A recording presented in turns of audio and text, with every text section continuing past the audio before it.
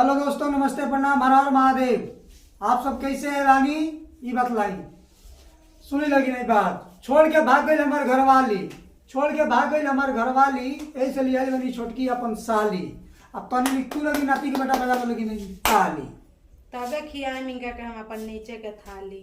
जल्दी जल्दी बजा दी लगी ताली तो भैया, तबे ही खियाई हमारे के नीचे के थाली। ना तो जाइए घूंघट उखाड़ देम आ तो ये देम तारा लोग के हिक भर गाली। अरे रे गाड़ी ना बाप गाड़ी ना, ये साली गाली ना दियल जाला। ओहो हमर जीजे न हल।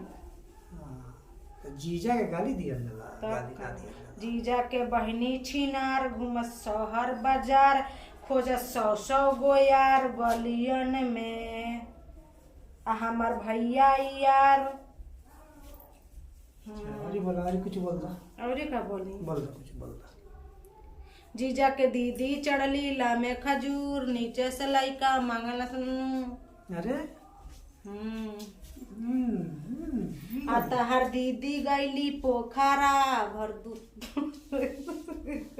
हमें कह देवा नहीं बोलता तो बतलाई लगी। घरवाली तो चल गई तो सालियों में आधा होला, साली भी आधा घरवाली होती है। साली छोटी कर। अरे बाप रे, हमार ढोड़ी गहिर हो जाई त हम मर्दा छोड़ दी।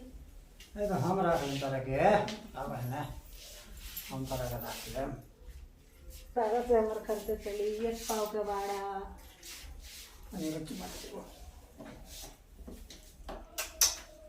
निवारी दा।